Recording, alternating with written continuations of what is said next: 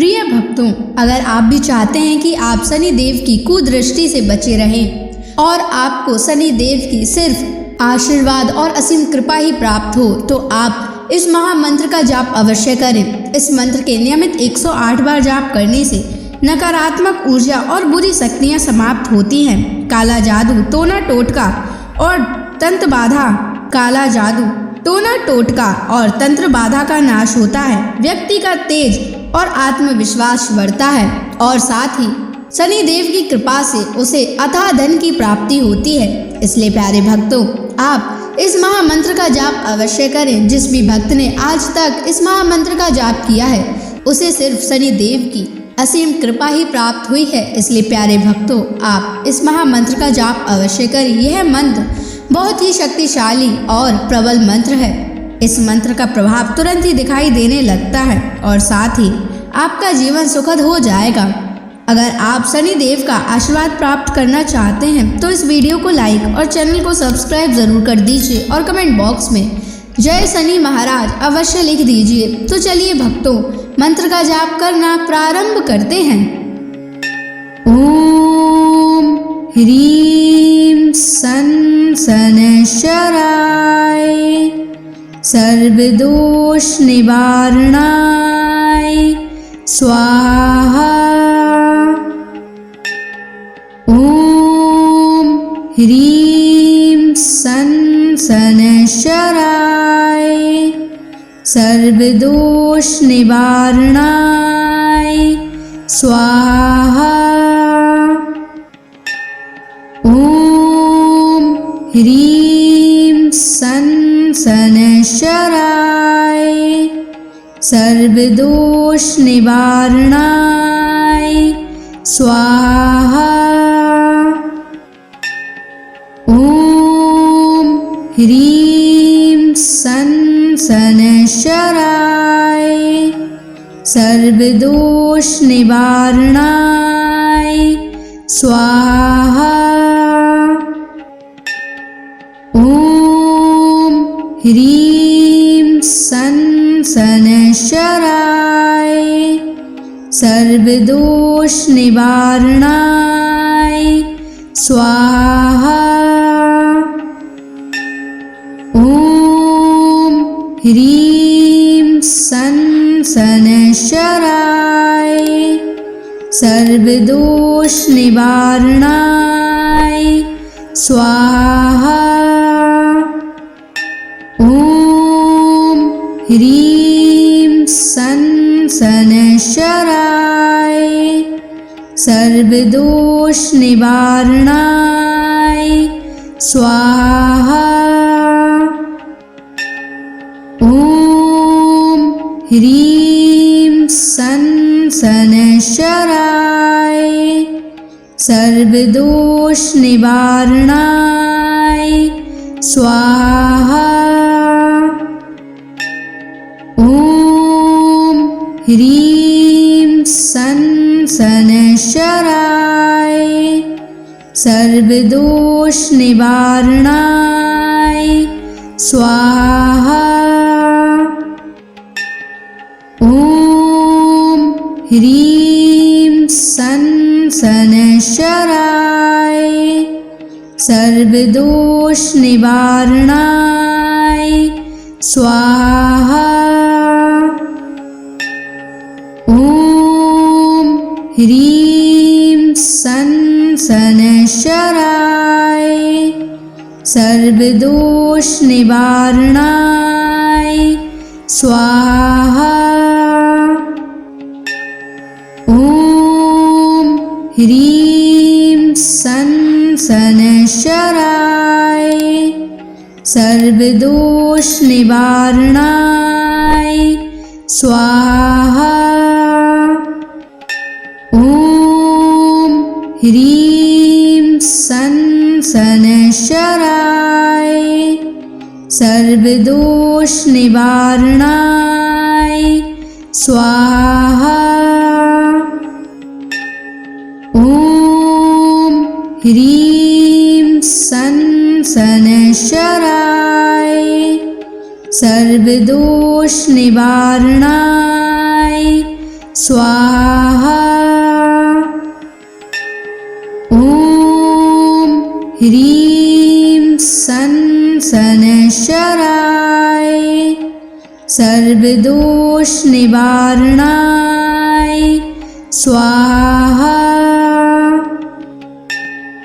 ॐ ह्रीं सन् शनैश्चराय सर्वदोषनिवारणाय स्वाहा।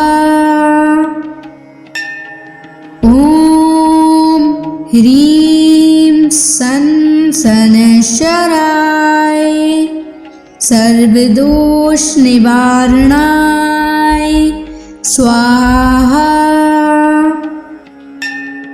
ॐ ह्रीं सन् शनैश्चराय सर्वदोषनिवारणाय स्वाहा। ॐ ह्रीं सन् शनैश्चराय सर्वदोषनिवारणाय स्वाहा। ॐ ह्रीं सन् शनैश्चराय सर्वदोषनिवारणाय स्वाहा। ॐ ह्रीं सन् शनैश्चराय सर्वदोषनिवारणाय स्वाहा। ॐ ह्रीं सन् शनैश्चराय सर्वदोषनिवारणाय स्वाहा।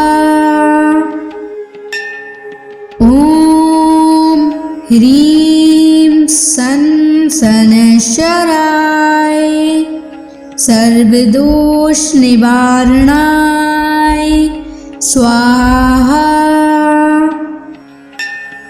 ॐ ह्रीं सन् शनैश्चराय सर्वदोषनिवारणाय स्वाहा। ॐ ह्रीं सन् शनैश्चराय सर्वदोषनिवारणाय स्वाहा। ॐ ह्रीं सन् शनैश्चराय सर्वदोषनिवारणाय स्वाहा।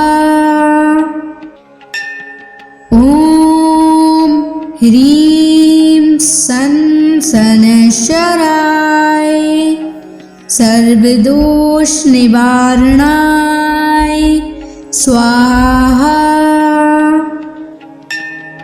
ॐ ह्रीं सन् शनैश्चराय सर्वदोषनिवारणाय स्वाहा।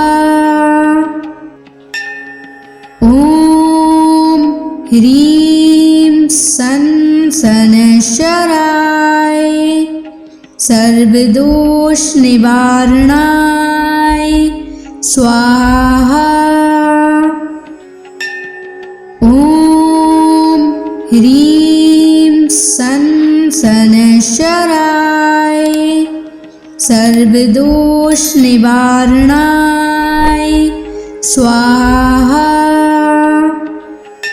ॐ ह्रीं सन् शनैश्चराय सर्वदोषनिवारणाय स्वाहा। ॐ ह्रीं सन् शनैश्चराय सर्वदोषनिवारणाय स्वाहा।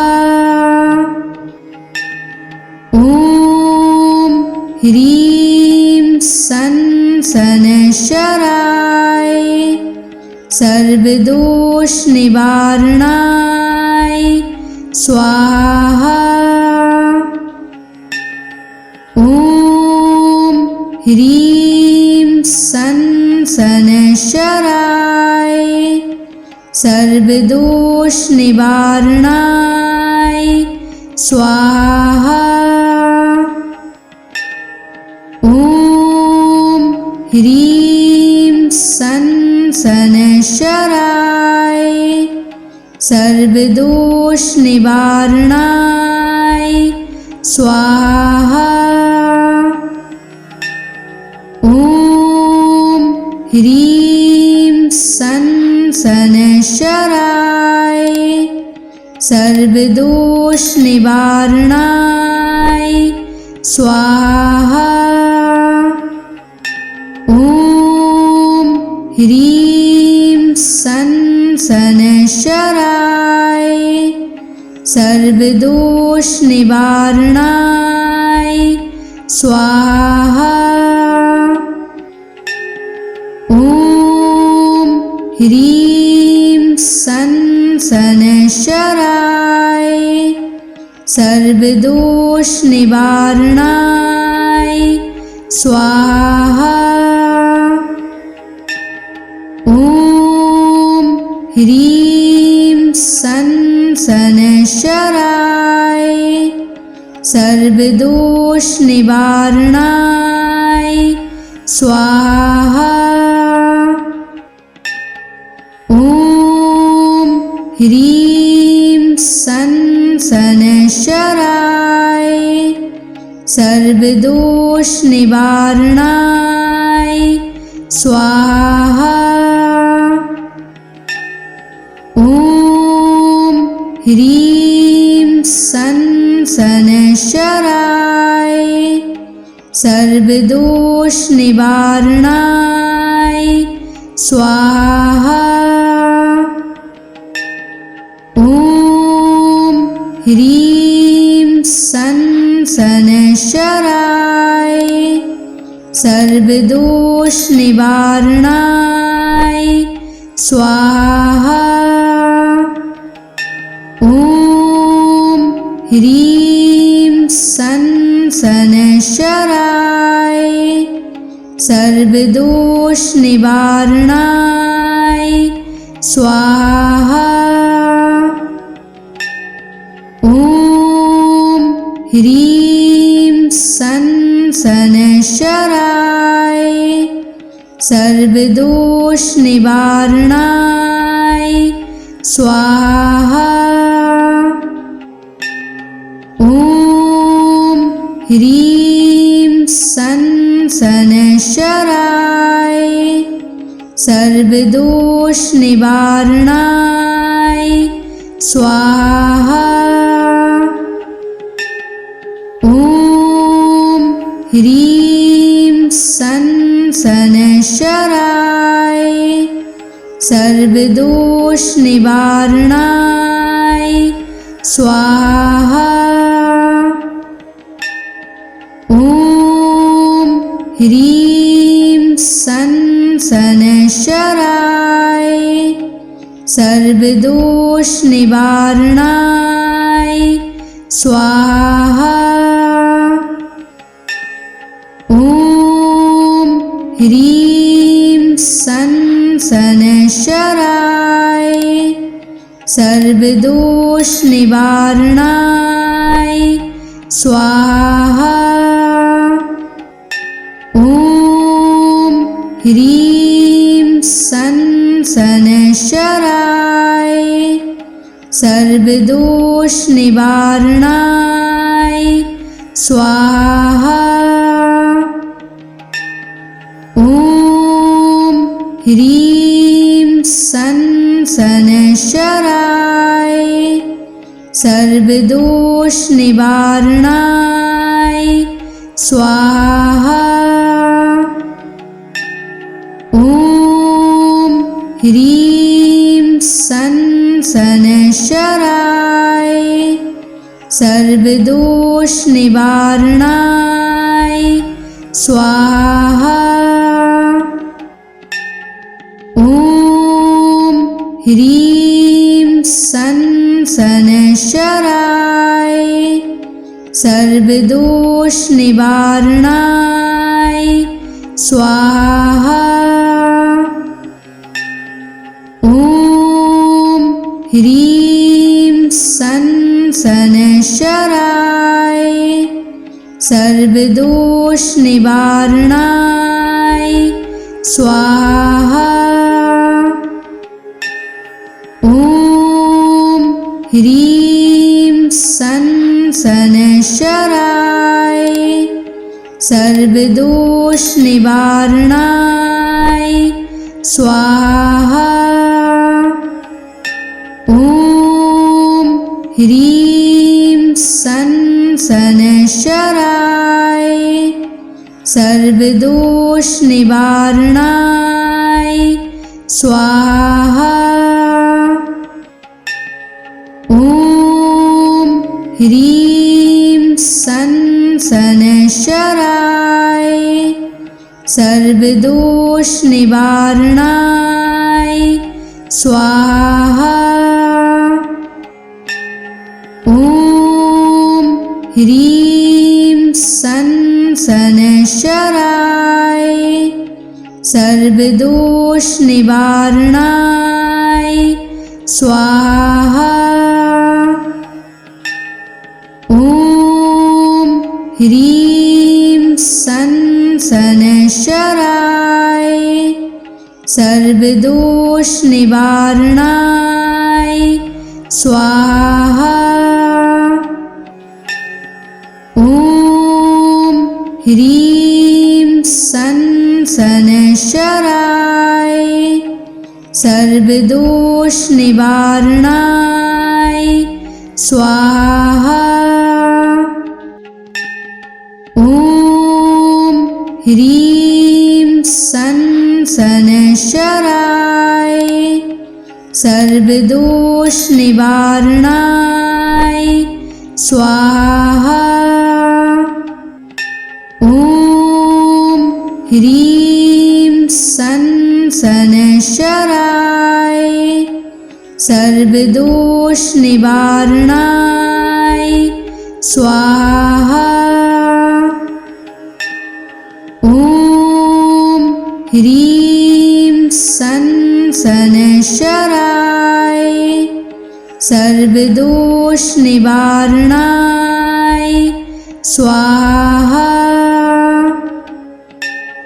ॐ ह्रीं सन शनैश्चराय सर्वदोष निवारणाय स्वाहा। ॐ ह्रीं सन शनैश्चराय सर्वदोष निवारणाय स्वाहा।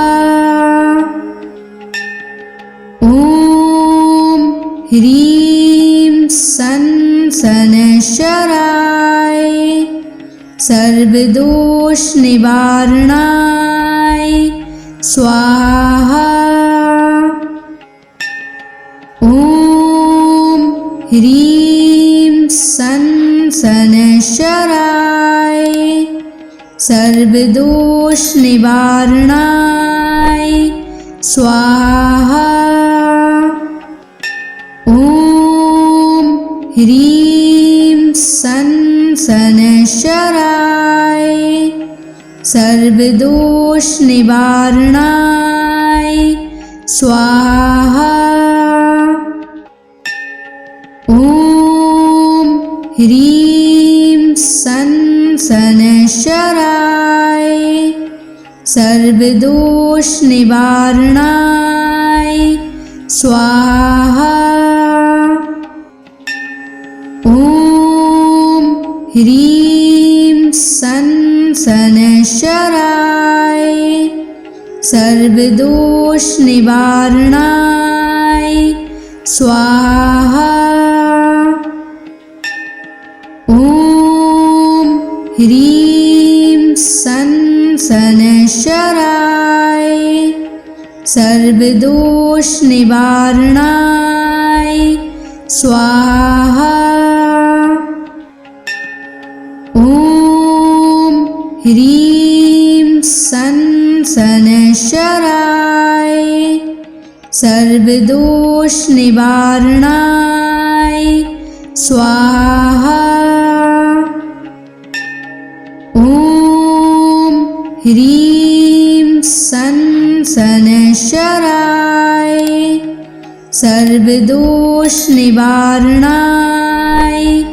स्वाहा। ॐ ह्रीं सन् शनैश्चराय सर्वदोषनिवारणाय स्वाहा। ॐ ह्रीं सन् शनैश्चराय सर्वदोषनिवारणाय स्वाहा। ॐ ह्रीं सन् शनैश्चराय सर्वदोषनिवारणाय स्वाहा। ॐ ह्रीं सन् शनैश्चराय सर्वदोषनिवारणाय स्वाहा। ॐ ह्रीं सन् शनैश्चराय सर्वदोषनिवारणाय स्वाहा। ॐ ह्रीं सन् शनैश्चराय सर्वदोषनिवारणाय